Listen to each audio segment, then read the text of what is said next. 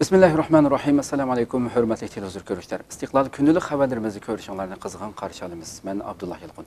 Programmamizda vatanimiz Sharq Turkiston va dunyo kun tartibida bo'lib o'tgan muhim xabarlarni huzuringizga sunishtirishimiz. Qanamizda qitinglar, ekranimizda bo'lsin. Yaponiya yangi bosh vaziri Amerika qo'g'dash va'dasini qayta ta'kidladi. Yaponiyaning yangi bosh vaziri Kishida Fumio Amerika prezidenti Baydenning Xitoy va Shimoliy Koreyaning bexatarlik xirislariga qarshi Yaponiya bilan Amerikaning ittifoqdoshlik munosabati va rayon hamkorligini qayta ta'kidlaganligini bildirdi. Germaniya ovozining xabarida bildirilishicha, yangidan Yaponiya bosh vazirligiga saylanib, dushanba qasam berib vazifaga o'ltirgan Kishida Fumio 5-oktyabr Amerika prezidenti Jo Bayden bilan tunji qitim telefon suhbati o'tkazgan. U muxbirlarga Baydenning telefon suhbatida Amerikaning Senkaku orolini o'z ichiga olgan Yaponiyaning davlat bexatarligini qo'g'dash va'dasini qayta ta'kidlaganligini bildirgan. Kishida Fumio vazifa topshirilish marosimida qilgan so'zida Tixmo kuchli Yaponiya Amerika bexatarlik sistemasi barpo qilishni va boshqa Osiyo, Yevropa ittifoqi davlatlari va Angliya bilan hamkorlik o'rnatishni xohlaydiganligini, buning sabablaridan birining yadro quroliga ega Xitoy va Shimoliy Koreyaga qarshi turish ekanligini bayon qilgan. Shundaqla Yaponiyaning boshqarilgan bomba va dengiz okean mudofaa iqtidorini kuchaytirganligi haqida va'da bergan. Kishida yana muhim qo'shnisi bo'lgan Saudiya hamrohi bo'lgan Xitoy bilan davomli suhbatlashishning zarurligini o'ttirga qo'ygan bo'lsa-mu, ammo Yaponiyaning o'rnidan dast turib, Xitoyning Sharqiy dengiz va Janubiy dengizining hozirgi holatini o'zgartirishga urinishiga qarshi turish kerakligini ta'kidlagan. Bosh vazir Kishidaning aytishicha, u Bayden bilan birlikda tirishchilik ko'rsatib, rayon demokratik davlatlarida erkin va ochiq Hind-Tinch okean sheriklik munosabati tasavvurini amalga oshirib, Xitoyning kunsiri eshiyotgan zo'ravonlik harakatiga qarshi turdi ekan. Yaponiya tashqi ishlar vazoratining xabariga asoslanganda, shu kuni kechda Kishida Fumio yana Avstraliya bosh ministri Morrison bilan sinliq suhbat o'tkazgan. Ikki taraf rayon tinchligini ilgari surish uchun 4 ittifoqning a'zosi sifatida Yaponiya, Avstraliya bexatarlik va iqtisodiy munosabatini kuchaytirishga qo'shilgan. Kishida Fumio sin yig'inda yana Avstraliya, Angliya va Amerika o'rtasida yangidan qurilgan AUKUS bexatarlik hamkorligini qo'llaydiganligini bildirgan. Kishida bilan Morrison Xitoyning iqtisodiy zo'mgarligiga va bir taraflama holda dengizning hozirgi holatini o'zgartirish urinishiga qat'iy qarshi turganligini qayta ta'kidlagan.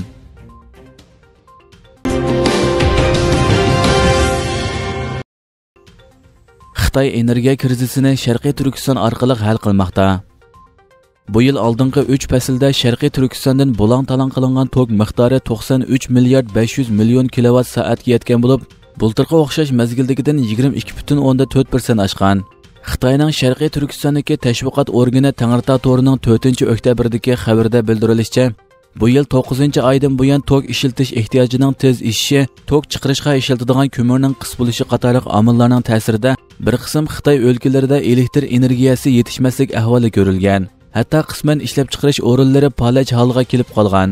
Bu sababli Xitoy doiralari Sharqiy Turkistonning tokini Xitoy o'lkalariga to'shish miqdorini va qitim sonini ko'paytgan bo'lib, bulang-talang qilayotgan tok miqdori tarixdagi eng yuqori saviyaga yetgan. Ma'lum bo'lishicha, Sharqiy Turkistondan to'shilgan tok energiyasi Xitoyning sharqiy va o'rta rayonlaridagi tok yetishmagan o'lkalarga to'shilgan. Bu yil 3-faslda uda 3 oy Sharqiy Turkistondan bulang-talang qilingan tok miqdori 10 milliard kilovat soat oshgan. Ma'lum bo'lishicha, 93 milliard 500 million kilovat soat elektr energiyasi 28 million 500 ming tonna o'lchamli ko'mir ko'ydirganda hosil bo'lgan elektr energiyasiga teng kelgan. Navbatda Xitoy tok yetishmaslik krizisiga duch kelayotgan bo'lib, oldingi haftadan boshlab Xitoydagi elektronlik zapchas ishlab chiqaruvchilardan tortib, konchilik shirkatlariga bo'lgan 100 dan ortiq shirkat tok yetishmaslik sababli ishlab chiqarishni to'xtatgan. Undan boshqa borgan sari yiqilishayotgan qish faslida ehtiyoj tig'imi ishib, Xitoydagi tok yetishmaslik krizisi yana davomlashadi ekan.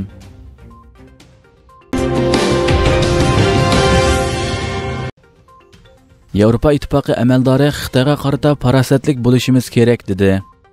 Yevropa ittifoqi kengashining raisi Charles Michel Xitoyning bosh ko'tarishi, Afg'oniston krizisi va Yevropaning ichki masalalariga aloqador strategiyada Yevropa ittifoqi rahbarligining o'rtaq aql farosatni joriy qildirish kerakligini ta'kidlagan. Reuters agentligining xabarida bildirilishicha, Yevropa ittifoqi kengashining raisi Charles Michel 5-oktyabr Sloveniyada qilgan so'zida Afg'oniston krizisi endi Tinch okeanda yuz berayotgan ishlarni va Xitoyning vaziyatini kuzatayotganligini bildirgan. U so'zida yana Yevropaning krizisga taqobil turish strategiyasi masalasida Yevropa ittifoqi cho'qim o'rtaq aql farosatlarini joriy qildirishi kerak deganlarni qayd qilib o'tgan. U kashlik uchrashishda qilgan so'zida yana bizning ittifoqligimiz intayin zo'r boyliq, ko'p taraflamilik bo'lsa Yevropaning DNAsi degan.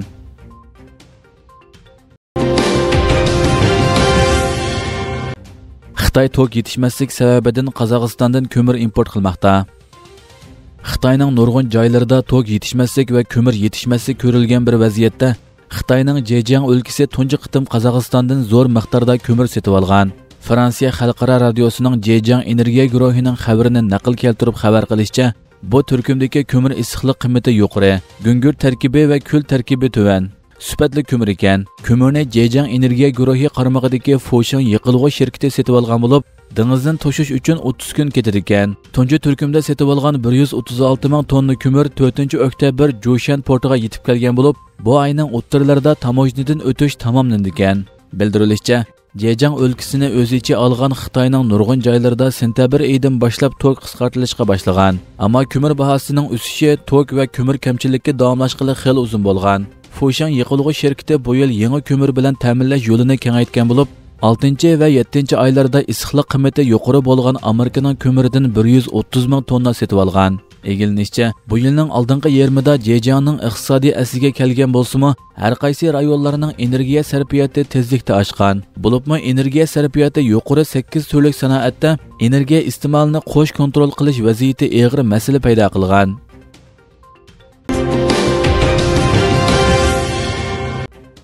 G'arb amaldori Xitoyning qarshiligiga qaramay Tayvanni ziyorat qildi. Xitoy bilan Tayvanning munosabati kun sari jiddiylashayotgan bir paytda Fransiya va Avstraliyaning yuqori darajalik amaldori Xitoyning noroziligiga pisand qilmay Tayvanni ziyorat qildi. Germaniya ovozining bu haqdagi xabarda bildirilishicha, Fransiyaning sobiq davlat mudofaa ministri Alin Rijatni o'z ichiga olgan Fransiya Kengash palatasi a'zolaridan tashkillangan bir hay'at 6-oktyabr Tayvanga yetib berib, bir haftalik ziyoratini boshlagan. Tayvan Tashqi ishlar ministrligining ma'lumotiga asoslanganda, bu yil 6-may Alin Rijat Fransiya Kengash palatasini Tayvanning xalqaro tashkilotlarining xizmatlarga qatnashishni qo'llaydigan qarorni ma'qullashga chaqirgan. Mazkur qaror yuqori ovoz bilan ma'qullangan bo'lib, bu Fransiya Kengash palatasining tunji qitim Tayvanni qo'llab qaror chiqarish orqali do'stlik izhor qilishi ekan. Tayvan Tashqi ishlar ministrligining bayonotchisi Ou Jiang'an bu vaqtda to'xtalib, garchi Xitoyning Fransiyada turishliq bosh elchisi Lu Shaye yil beshida bir qancha qitim ig'vogarchilik qilib, Rijat apandining Tayvanni ziyorat qilish planiga to'sqinlik qilmoqchi bo'ldi. Biroq Rijat apandi Xitoyning tahdidiga qaramay, yanada irodasidan mustahkam turib, ziyorat qilishni qaror qildi degan. Ma'lum bo'lishicha, bu hay'at Tayvandagi ziyorati jarayonida Tayvan prezidenti Tsai Ing-wen va Tayvanning boshqa hokimiyat organlari bilan ko'rishib, yuqumdan keyingi iqtisodning asliga kelishi, rayon bexatarlik vaziyati va Tayvan bilan Fransiya o'rtasidagi aloqa va hamkorlikni muzokara qilgan.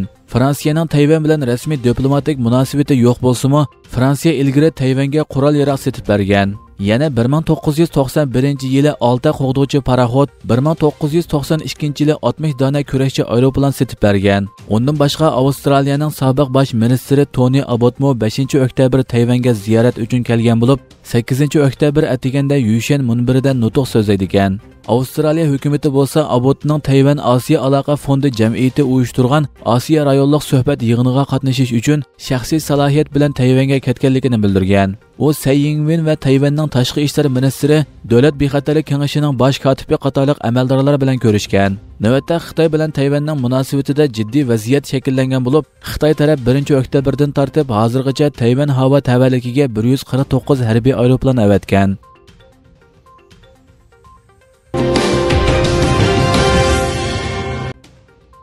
Xitoyga yantayoq bo'lgan Dunyo bankisining sobiq amaldori tekshirilmoqda.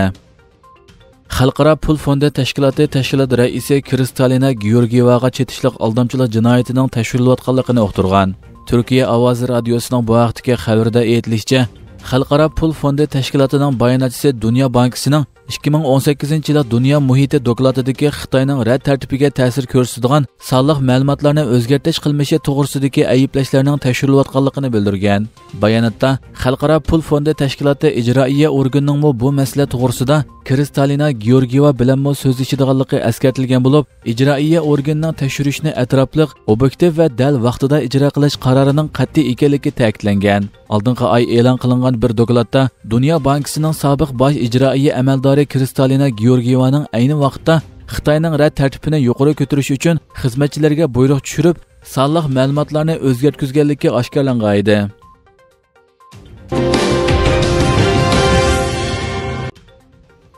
Afg'onistonda pasport bejirish qaytadan boshlandi.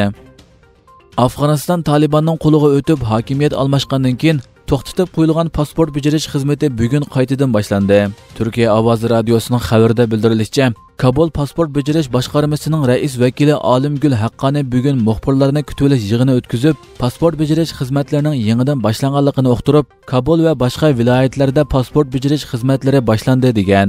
O 25 ming pasportning tarqatishga tayyor ekanligiga qayd qilib o'tgan va pasport bejirish xizmatlarining boshlanishi bilan Ichki ishlar ministrligiga qarashli Kabul pasport boshqarmasida ishlaydigan ayollarning ko'pinchisining xizmat o'rniga qaytib kelganligini bildirgan. Afg'oniston Ichki ishlar ministrligi axborot ishxonasining boshlig'i Sayyid Xosti pasport tarqatish jarayoni to'g'risida to'xtalib, pasportlarning Afg'oniston Islom Jumhuriyati tamg'isi bilan tarqalishi qaror qilindi degan. Pasport tarqatish tarmoqlari hokimiyat almashgandan buyon jami 170 mingga yaqin kishining pasport uchun iltimos sunganligi bildirilgan.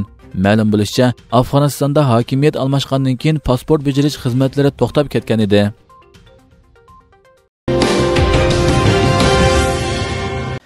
Hürmetli televizyon görüşler, şuna qilib bugungi xabarlarimiz mush yerda oxirlashdi. Inshaalloh atigi programmamizni ko'rishguncha sizlarni janobi Allohga topshiramiz. Shunday program oxirida ekran orqasidagi barliq xizmatdoshlarimga ko'pdan ko'p rahmat aytaman. Assalomu alaykum va rahmatulloh.